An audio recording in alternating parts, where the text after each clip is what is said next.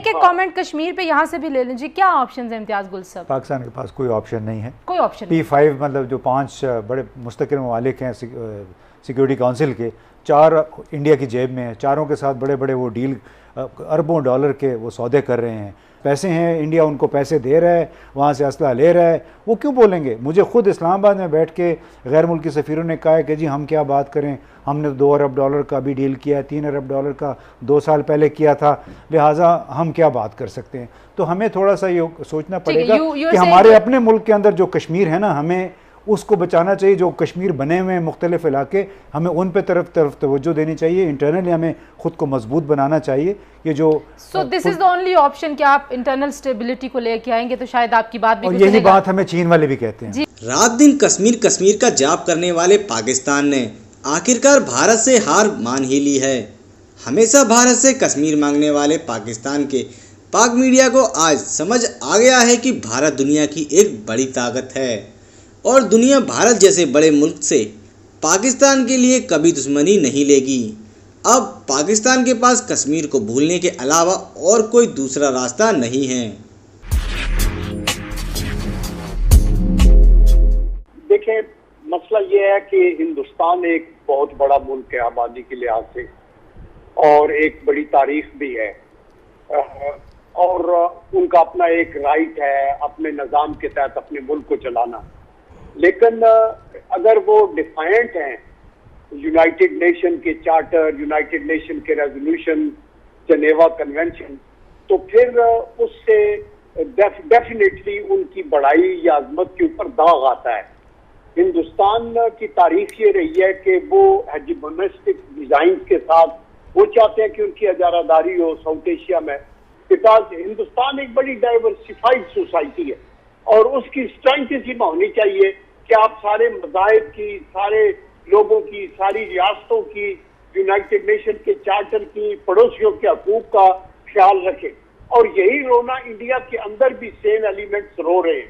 अच्छा जैन साहब, I will come back to you, this is very important point. मैं इसी के ऊपर अपना अगला सवाल इम्तियाज गुल साहब आपसे करूंगी। इंडिया अभी जैसे जैन साहब कह रहे हैं कि इंडिया के अंदर भी ऐसे एलिमेंट्स हैं कि जो हिंदुत्व का जो उनका सारा एक मूवमेंट चल रही है मोदी साहब की, और जो वो कोशिशें कर रहे हैं, जो वो काम कर रहे हैं, उसके ऊपर बहुत ज़्यादा रेजिस्टेंस है। आज का भारत मुख्तलिफ लगता है आपको? नहीं, देखिए रेजिस्टेंस बिल्कुल है, यानी उसके मुज़ाहमत करने वाले, लेकिन हमें ये भी हकीकत माननी चाहिए कि वो मुज़ाहमती क़ुव्वतें, वो लिबरल इंडियंस जो हैं वो निस्बतन अक़लियत में हैं, और अगर अक़लियत में ना होते तो ये बीजेपी की सरबराही में जो कोalition है उनको 2/3 अक्सरियत ना मिलती गुज़िश्ता साल के इंतखाबात में। उसमें बदकिस्मती ये है कि आपने अमेरिका में भी देखा कि किस तरह सफ़ेद फार्म जो अमेरिकी थे उनको सदर ट्रंप ने बिल्कुल गैल्वेनाइज़ किया अपनी इंतखाबी मुहिम के दौरान। उनको बहुत ज़्यादा वोट मिले और इस दफ़ा हो सकता है कि उससे भी ज़्यादा वोट मिल जाए। तो यही काम भारत में हुआ है, और जो हिंदुत्व या भारत के लिए, हिंदुओं के लिए, वो मेरा ख़्याल है उस पर बड़ी शद्दोमत के साथ काम कर, लोगों ने उसको लब्बैक भी कहा है। इसी वजह से चाहे वहाँ पे मुसलमान हैं, चाहे ईसाई हैं, चाहे सिख हैं, वो ख़ुद को थोड़ा सा मार्जिनलाइज समझते हैं, बल्कि मुसलमानों के साथ तो बहुत ज़्यादतियाँ हो रही हैं। लेकिन उनका ये ख़्याल है कि जो बीजेपी और आरएसएस के लोग हैं कि अगर हमने अपनी, और एक वो बाकायदा प्लान के तहत चल रहे हैं, उसमें किसी को कोई शक नहीं होना चाहिए, जो अपना उनका इंतखाबी मंशूर था उसमें उन्होंने कश्मीर के हवाले से इन इक़दामात का वादा पहले से किया हुआ था, और उस पर वो धीरे धीरे आहिस्ता आहिस्ता अमल किए चले जा रहे हैं। लिहाजा मौजूदा हालात में आइंदा 2-3 बरस तक हमें इस पर कोई बहुत ज़्यादा उम्मीद नहीं रखनी चाहिए। हम भले बहुत शोर मचाते रहें कि वो अपने लिए उन्होंने मसाइल खड़े किए हैं, लेकिन हमें याद रखना चाहिए कि आज तक किसी एक मुल्क ने बाकायदा तौर पे 5 अगस्त 2019 के इक़दामात की मज़म्मत नहीं की है, उसकी वापसी का तकाज़ा नहीं किया है।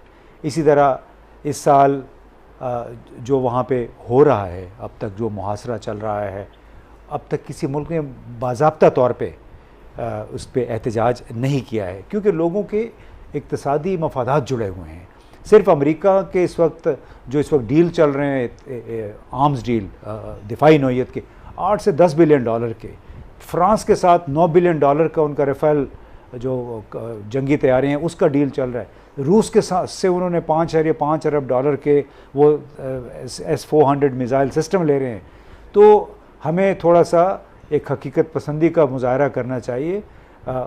भले भारत को शामिल कर दिया गया रिलीजियस फ्रीडम वॉच लिस्ट में अमेरिका की तरफ से, लेकिन वो कोई बाइंडिंग इदारा नहीं, वो एक मुशावरती इदारा है। वो अपने एक रिपोर्ट दे देते हैं। आप कह रहे हैं कि अगले 3 साल ये स्टेटस को ऐसे रहेगा और वो अपने एजेंडे पे अमल पैरा रहेंगे। नकवी साहब, आपको क्या लगता है कि कोई ऐसे हालात खित्ते में तब्दील हो रहे हैं कि जिसकी वजह से भारत को लगे कि अमन की तरफ जाना चाहिए, कश्मीर के हल की तरफ जाना चाहिए?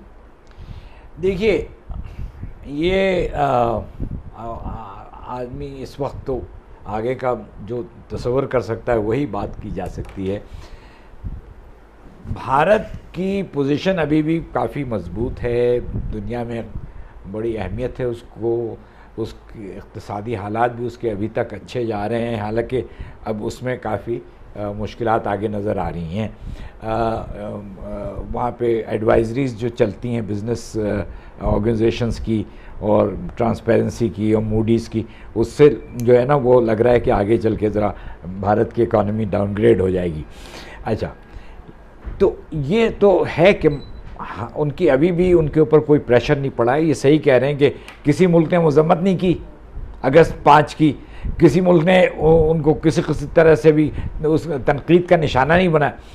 लेकिन दूसरी तरफ, और मैं उसका जिक्र करता हूँ कि भारत के रियासत का किरदार और उसकी नौयत बदल रही है। वो एक सेकुलर स्टेट से अब हिंदू राष्ट्र बन रहा है। जन साहब, ये हकीकत पसंदी से सोचने से मुराद हम क्या लें? इम्तियाज़ गुल साहब कहते हैं कि किसी ने अभी तक बाज़ाब्ता बाकायदा तौर पे नहीं कहा कि भारत ने जो गैर आइनी इकदाम किए हैं कश्मीर के स्टेटस के हवाले से वो उनको अंडू करे, उनको वापस ले। देखिए तंजीला, ये इम्तियाज़ गुल साहब ने बड़ी खूबसूरती से प्रिवेलिंग एनवायरनमेंट का अहाता किया है, वेरी रियलिस्टिकली। लेकिन द पॉइंट इज कि इस स्टेटस को तोड़ना किसने है? पॉइंट